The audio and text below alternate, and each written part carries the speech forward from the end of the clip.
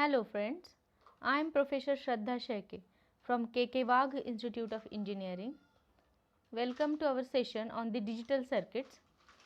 In this lecture, we are talking about combinational circuits.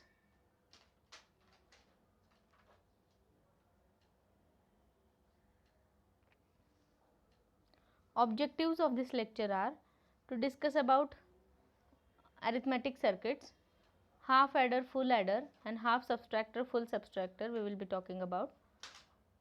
We will be talking about parallel adder, its disadvantages, then look ahead carry adder, how it overcomes the disadvantages of the parallel adder, and BCD adder. As we know, the combinational circuit is a circuit in which output depends only on the present inputs, and in sequential circuit output depends on the present input plus previous outputs. One example of the combinational circuit is adder. So start with the half adder. It is a combinational circuit having two inputs and two outputs, that is A, B are the two inputs, sum and carry are the two outputs. This is the truth table. For 1 1 condition, carry is 1, sum is 0.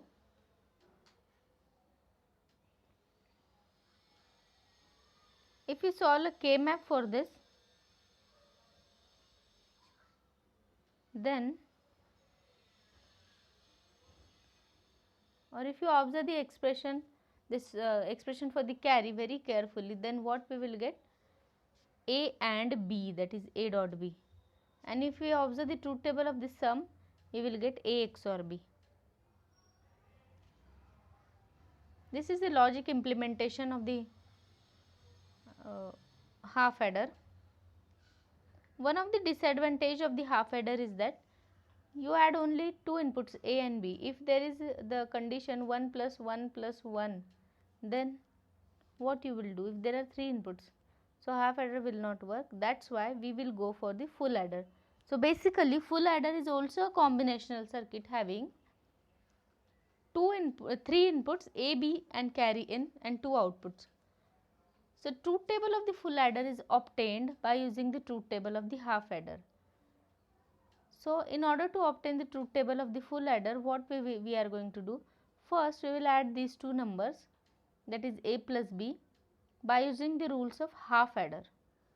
So A plus B is done. Here while adding we are using the rules of half adder, sum is obtained and carry is also generated. So in that sum then we will add this C in plus C in, and then again sum out is obtained and carry out is generated. So we will consider carry can be generated either first addition or second addition, that is to be considered, and there is no situation in which in both the cases carry is generated, that is here also and here also carry is generated. This situation is never present. So either carry is obtained in first addition like 1 0, then also you have to consider, or 0 1, then also we will be considering. So by using that rules we have obtained this truth table. So the important thing to remember is whenever there is triple 1, sum is also 1, carry is also 1. If we solve the K map for this, and we will obtain the expression. So if you want to solve the K map, you have to use the 3 variable K map, because there are 3 inputs. Observe here. If you obtain the 3 variable K map for the carry, first one is for the carry, then 3 pairs we will get, and we will get this output. In previous lecture we have talked about how to solve the K map. Expression for the sum, alternate ones are there, we have to group them as a single. Then we will simplify by using the rules of the Boolean logics, and we will get this expression. If you rearrange that, that will be equals to A XOR B XOR C in. So expression of the sum will be, if you again simplify, you will get A XOR B XOR C in, and this one for the carry. So remember that in order to represent this, how many logic gates you will require? 3 AND gate and 1 OR gate. Okay. We require this further in order to calculate the propagation delay. Remember that. Implementation of the full adder with the two half adders. If you want to implement a full adder by using the two half adder, we will require one more OR gate. So, this first circuit in half adder 1, that is HA1, represented by the dotted line, and the second one, in order to calculate the carry out, we have taken the inputs of this carry of first and this carry.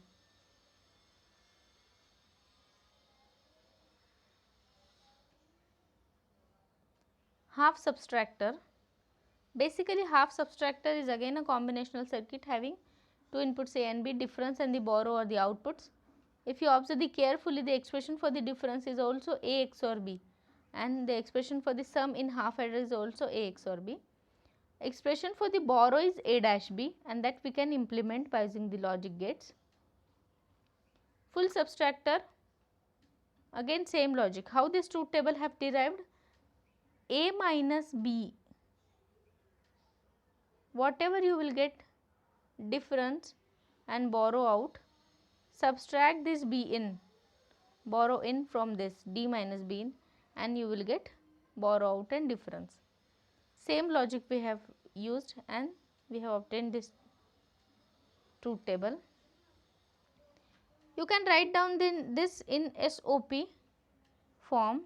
You can write down the mean terms for which the difference is 1, that is 1, 2, 4 and 7, and for the borrow out it is 1, 2, 3 and 7, and then you can simplify the K map. You will obtain this expression. Again for the borrow out, how many logic gates are required? 3 AND gate and 1 OR gate, and in order to obtain A bar from A, you will require the inverters. This diagram explains implementation of the full subtractor by using the two half subtractors, and again one OR gate is the extra gate we will require. Binary adder. Consider the example which you want to add whenever you want to add the two numbers.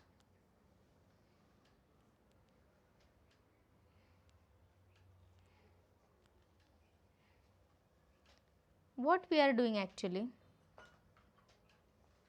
if we want to add two numbers, then we will add them starting from your least significant bit. So, let us consider these are the two numbers which you want to add, 1111 plus 0011. We will be using the rules of the half adder or full adder while adding these numbers. Then first, starting from this, what we will do, we will start with the rules of, okay, let us observe this. This was the question given. We will start with the rules of the half adder or the full adder. So, let us say the number A, this A is from A3, A2, A1, A0. Let me check what are the variables we have used. Just a minute. The variables used are, yes, A0, A1, A2, A3. I will come to that diagram afterwards. Let us observe this first. If I have to add these two numbers, that is A3, A2, A1, A0, B3, B2, B1, B0. We will start from the least significant bit and add these two. So, while adding, we will never consider the initial carry. Actually, these numbers are, let us say, 15 plus 3. So, while adding these two numbers, so we add 5 plus 3 initially, the least significant digit, and we never consider any carry over here. That is why carry in is considered as 0. Remember this, and this is the reason, if you observe this carry in this diagram should be connected to the 0. Okay, initial carry in should be connected to 0.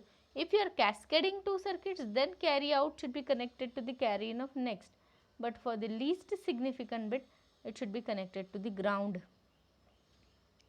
Then Add this to 1 plus 1 0 with no carry. Just a minute. What is this? Input carry. Sorry. Yes. What we are doing? 1 plus 1 0 with carry 1, right? Then triple 1. We know that in case of the full adder, triple 1 sum is 1, carry generated.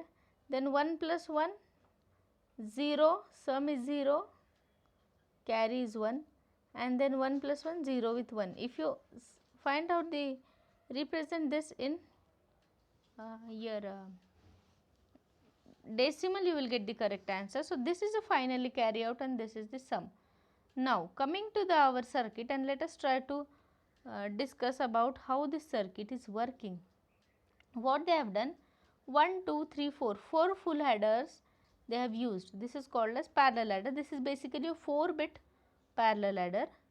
The inputs right now we have discussed, our input was, okay, I will use the different colors for representing the numbers. The input was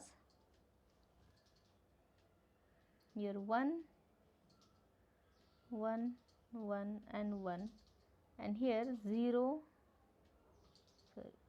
0, 0, 0, 0, number was all ones, and here 0, 0, 0, 1, and then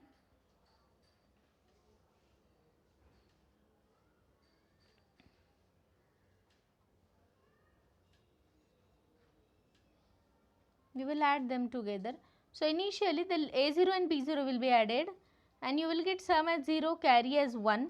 So, carry 1, you will observe the carry out of first full adder is given to the carry in of second full adder, and that is how the carry is forwarded, and so on. So, this is how you will get the final answer, but the disadvantage for this is that all the variables, see if you observe, all the inputs A0 to A3 and B0 to B3 are available at the same instant of time, but final carry out is not generated at the same time. If you observe, initially the list A0 is added with the B0 by using the first full adder, then some 0, that is some 0 is present, will be generated, and carry is also generated. That carry is forwarded to the second full adder, and then A1 and B1 is getting added. So, I mean to say that final S3 will not obtain at the same instant of time when you will apply all the inputs A0 to A3 and B0 to B3, because the signal has to, or the circuit has to add first A0 B0, then it will generate S0, then carry is forwarded, then it will add A1 B1, then S1 will be generated, then again it will forward, S2 will be generated, then S3. The signal has to travel through all these logic gates, and we know what is there inside the full adder. One XOR gate for sum out, that is A XOR B XOR C in, and for the carry out we require 3 AND gates and 1 OR gate. So, these many gates they have to travel, and that is why the propagation delay is getting added. This problem is not serious if you talk about only 4-bit parallel adder, but if you talk about, let us say, 100-bit parallel adder or maybe 1000-bit parallel adder, then it will become very complicated because the propagation delay is getting added. How to overcome that? In order to overcome that, we will use the look ahead carry adder. You will observe the diagram is same. What they have done, the second diagram represents the full adder by using 2 half adder. The variable Pi in this diagram is Ai XOR with Bi, and the variable Gi is Ai AND with Bi, right. So, whenever all these Ai means A0 to A3 and B0 to B3 is available, all the Pi's and Gi's will be generated. Pi is the called as carry propagate and Gi is the carry generate. So, here the expression of the Gi's by mistake I have written A XOR B, but that is A and B. So, all these variables are available and the carry out Ci plus 1 is equals to Gi XOR with Pi Ci. So, if you just substitute the different values of I, that is 0, 1, 2, and you will simplify, you will observe the expression C1, C2 and C3, it depends only on the G and P, right. So, carry generate and carry propagate are as such available after only one gate delay. Observe here. This diagram represents the above expression P2 G2, P1 G1, P0, right. When if these inputs are available, how many logic gate delays you will require in order to obtain all the carries? Only 2 logic gate delays. How? Imagine all these AND gates are of the same logic family, that is why their propagation delay is same. So, if the input is available at the same instant of time to this AND gate, output will be also available at the same instant of time, because their propagation delay is same, and same thing for the OR gates. That means, if G and P are available, then after the 2 logic gate delays, all the carries will be available. Now, observe this diagram. P and G are also available after only one gate delay. Just imagine that this XOR and AND gate will be of the same logic families and working parallelly. So, one gate delay will be required, and this is how, if the number of bits will be increased, then also propagation delay is not much increased in the look ahead carry adder, and that is the advantage of look ahead carry adder. You can construct the binary subtractor, because we know subtraction can be expressed in the form of addition by using 1's complement and 2's complement, and by using the inverter we have obtained the 1's complement of the number to be subtracted. If carry in is connected to 1, then the difference subtraction by using 1's complement. If carry in is connected to ground, subtraction by using 1's complement is done. If carry in is connected to VCC, then subtraction by using 2's complement is done.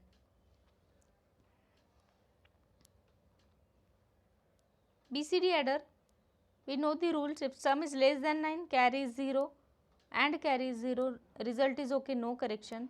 If sum is less than 9 and carry is 1, then we have to add 6, and if sum is greater than 9, carry can be either 0 or 1, then also add 6. Why only 6? Because there are 6 invalid BCD numbers. And why up to 9? Because up to 9 BCD and binary numbers are same. BCD is a binary coded decimal. After 10 we represent 1 separately, 0 separately. So, this is the truth table. Up to valid BCDs I have considered output as 0, and invalid BCD it is considered as 1. K-map is solved, and this is the expression I have get. Remember this diagram. In this diagram, first is a binary adder. First IC is a binary adder, second is also binary adder, but we are constructing the complete circuit, that is BCD adder, by using the 2 binary adders. So, observe here, 2 inputs are given. Carry in, initial carry in will be 0 for top binary adder, then that sum out obtained over here, and this expression is implemented. Focus on this diagram, this one. This is obtained by using particularly the condition when sum is valid but carry is generated. That means, if you take one example, add 8 plus 8 and you will get. So, that is why this is done. This is connected to the only the middle 2 bits of this second number. Output of this is connected to only these 2 bits, because we have to add 6, and the final output you will obtain. Remember, ignore this carry and consider the output carry shown in the diagram. 2-digit BCD adder, or this is called as 8-bit BCD adder. If you want to go more than 4-bit, take one more circuit, cascade it, but remember that carry out is given to the carry in of first adder. Thank you.